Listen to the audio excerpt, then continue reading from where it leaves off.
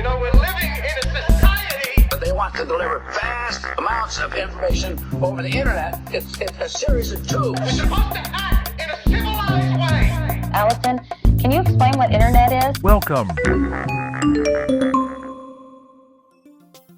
What's up, guys? Thank you so much for the warm welcome back last week. I wanted to pick up on part of the conversation that we had last week, actually, about worldviews, what they are, where they come from, and how they shape our society. Today, a curious worldview that's been getting a lot of attention lately, the conspiracy theory.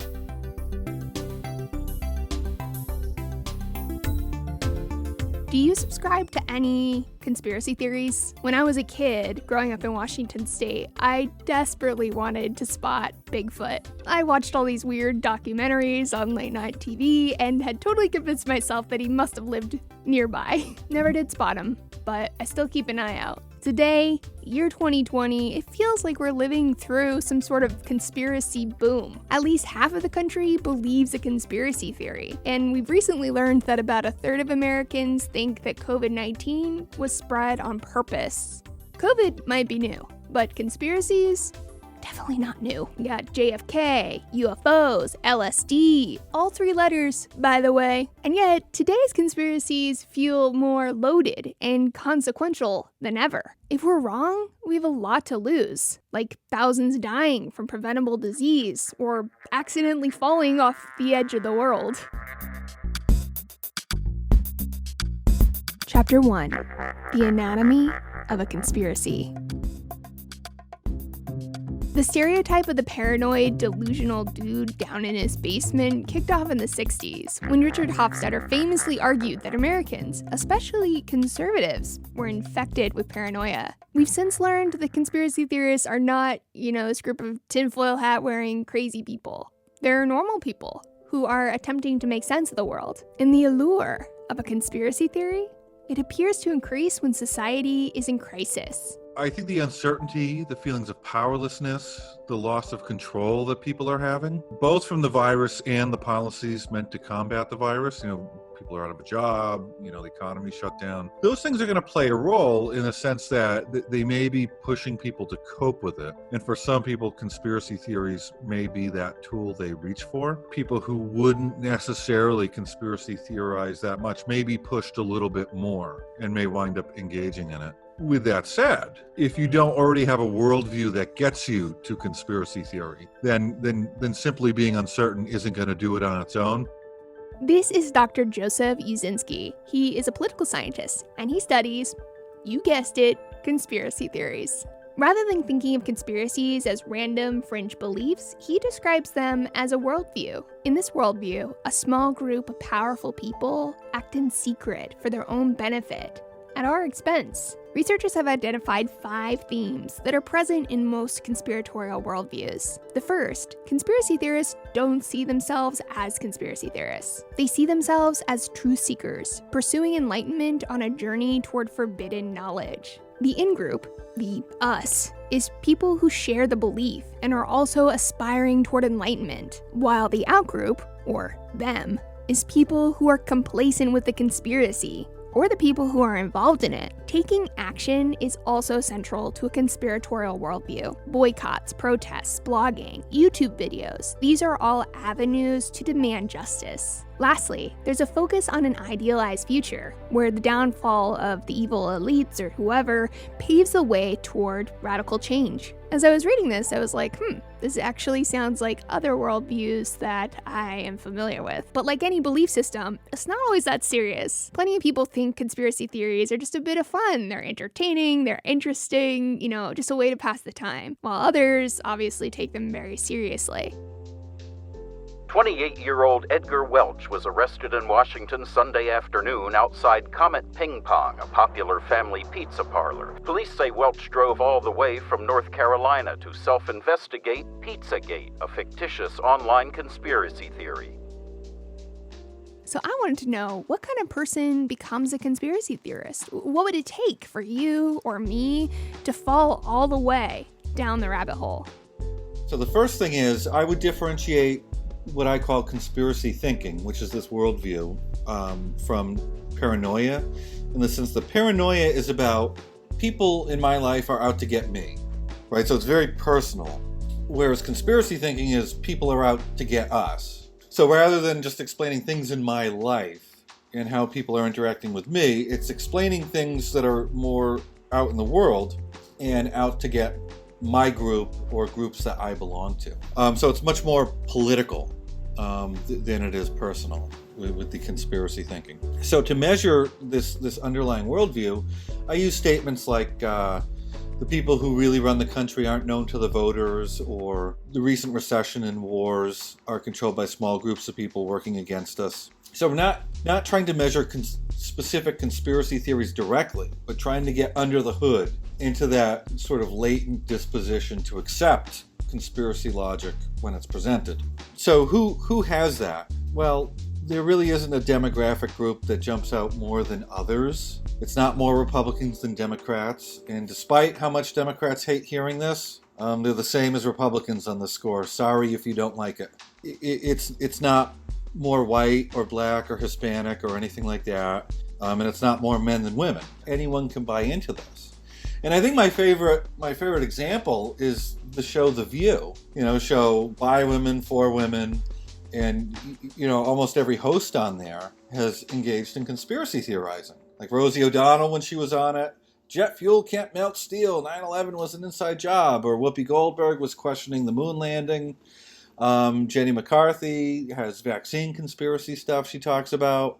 The list will go on. So it's not, white guys hanging out in their basements. Alex Jones is an easy example, and maybe it's the case that some of the conspiracy entrepreneurs fit that mold.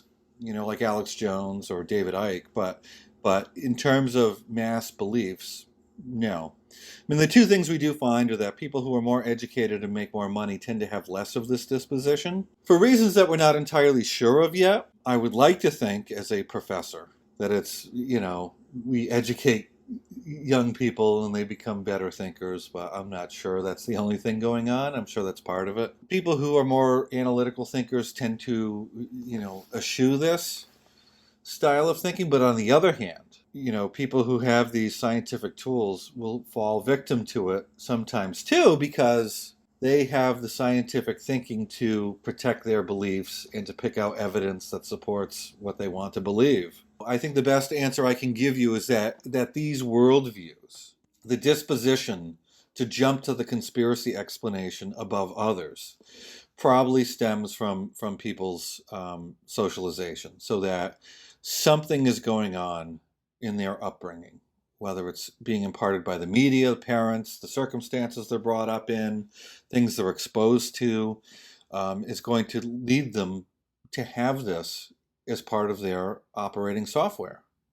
And it's not going to be unlike how partisanship colors how people see the world, or how their ideological identity colors how they see the world.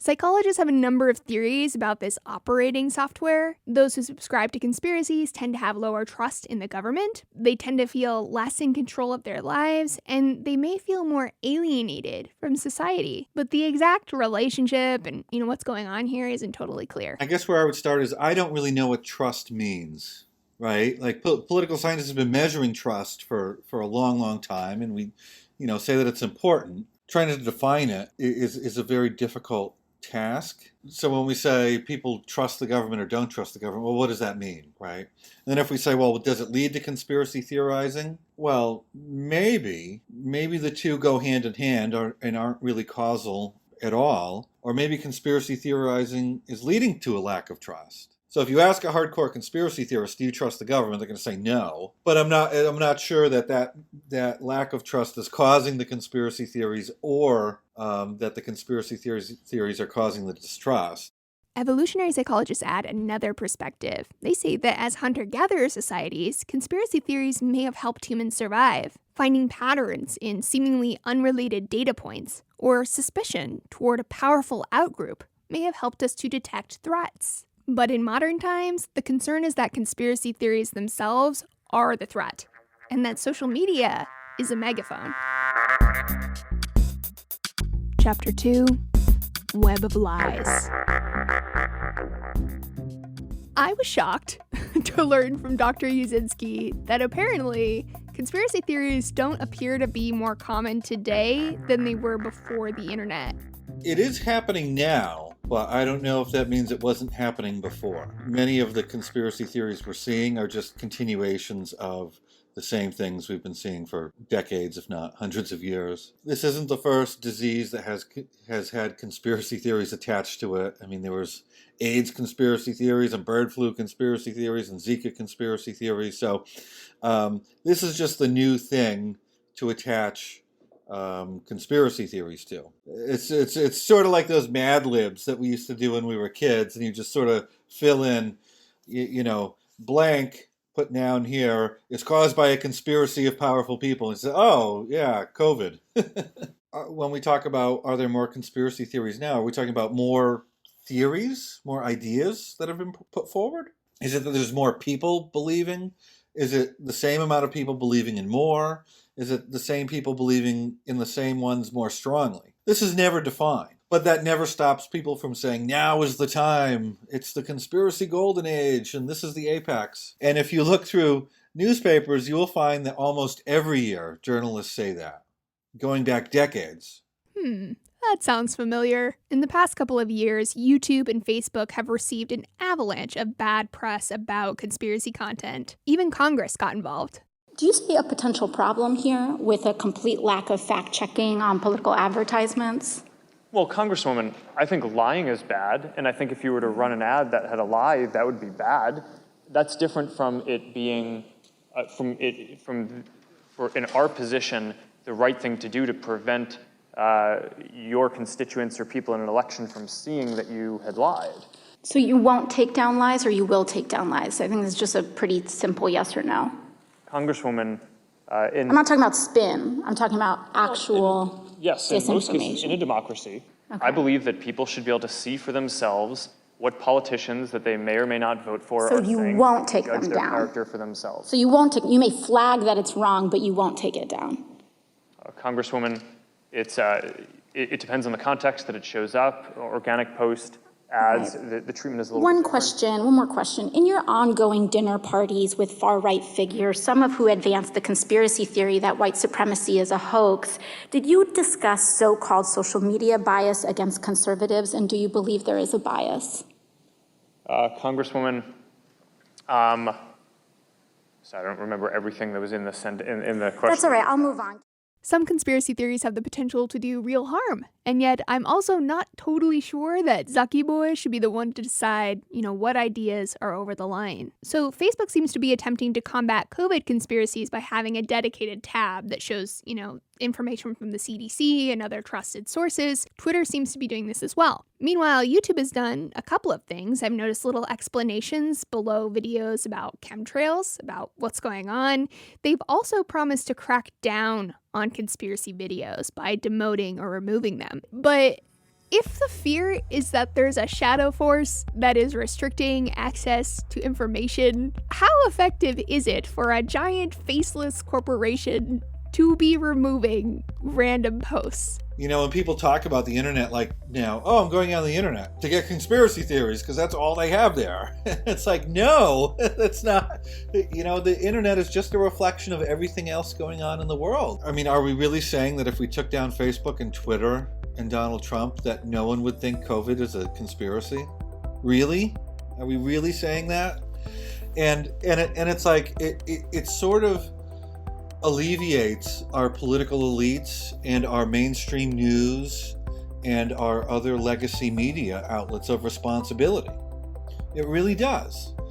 And it's almost disgusting. And it doesn't rise to the level of conspiracy, but there's clearly self-interest when you have journalists at legacy outlets saying, oh, this is all Facebook and it's all Twitter and they're all radicalizing people. Well, they engage in all sorts of nonsense. I mean, these newspapers have been putting out all this alien crap for the last couple of weeks, saying, the military's releasing these videos of UFOs. They know exactly what they're doing, and they know exactly that people are going to think that it's aliens, and they know it's not. So it's garbage. And then we've had the cable news last few years pushing all this Trump-Russia nonsense. Russia's going to shut off your power, and Trump's a Russian agent, has been so for 40 years. And it's just like, they have responsibilities too. And they're just kicking it all off onto social media. And a lot of the complaints I see about Facebook are like, Trump lies, therefore we have to censor Facebook. Well, no, get a better president.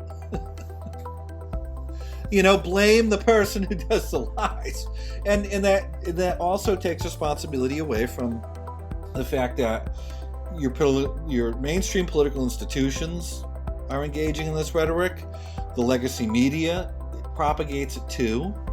And I don't want to say that the internet has no blame whatsoever to go around, but it's just a tool to spread what other people are doing anyway. And it's not that I think we should do nothing about it, but I think we have to, there's a lot of blame to go around, and simply blaming the new technology for an old human problem misses the point. It's an old human problem. Legacy media pointing the finger at YouTube while they air midnight specials about ancient aliens is a big fat lol. The hypocrisy, it hurts me. But at the same time, social media is a very different beast than a newspaper, right? I mean, for one thing, there's no barrier to entry. It can amplify information so much faster. But as I've talked about at length before, I think it was episode 4, I'm very worried about, people justifying censorship because of this misinformation issue. Everyone has in their own mind what a conspiracy theory is, and it's what someone else believes, right? It's never their own beliefs. No one says you should censor my ideas. Censor the other guy's ideas. I mean, when I watch like Alexandra Ocasio-Cortez grilling Mark Zuckerberg in Congress, and she's like, well, Trump spreads all these conspiracy theories, and other politicians on the other side spread conspiracy theories, and you allow it on your platform. Well, deal with them. You want Facebook to discipline the President of the United States? You're a congressperson, and you're mad about people in Congress spreading conspiracy theories? Patrol what you say on your own committee hearings. Patrol what you say on the floor of Congress. But they won't. And there's a good reason for it, because they know that open debate is needed. You can't start censoring debate in Congress. You want debate there. Chapter 3. Real conspiracies. So our last stop here is the elephant in the room. Once in a while, a conspiracy turns out to be true. The tobacco industry buried evidence that it causes cancer. The CIA gave LSD to unknowing citizens in order to test mind control. And then there was that time that the government pretended it was treating a group of black men with syphilis, but instead was letting the disease run its course in order to see what would happen. History and common sense have taught us that questioning authority, questioning people with power, holding them to account, these are all really important. In fact, I'd argue that they're even noble pursuits. And that means that conspiracies can't be done away with entirely. And Joe actually argues that they shouldn't be. There's a lot of reasons why people believe stuff, right? And if you ask a more normative question, which is, do we want to live in a world where everyone believes the same thing all the time? Well, your Facebook feed would go from being aggravated to being really boring, right? And it'd be like, why talk to anyone? Because everyone believes the same things. And this is where, I think it's good. Like many of my colleagues are involved in seeking out methods to change people's minds about conspiracy theories. And I think that's good to an extent. But one thing I don't want is for those tools to fall into the wrong hands, where people can just like, oh, well, I'm going to cover up my misdeeds and I'm going to change everybody's mind so they believe what I want them to believe. And I don't want powerful people to have the tools to do that. I think it's good that there are, people who will question and disagree. And I know that's tough to say now, where you have people who are adopting patently false beliefs and then engaging in really deleterious behaviors. But as a general rule, I think having the tools to change minds too easily could easily be abused. I think the one thing that we can all oppose is mind control. Except maybe for the lizard people. They probably would like that. What I found out there, though, is not, academics trying to figure out how to control people's minds or even change minds, really. It's more about giving people tools to help them reveal and even prevent abuses of power. Dr. John Cook over at Skeptical Science argues that the conspiratorial frame rarely uncovers real conspiracies, and that's largely because of the complicated relationship with evidence. What we definitely benefit from are things like measured skepticism, careful consideration of evidence, which includes being willing to be proven wrong, and recognizing then eliminating contradictions in our beliefs. The way I see it boils more or less down to this. We all have false beliefs, whether they're conspiracy theories or not, and our task as thinkers and citizens of the world is to figure out which ones those are.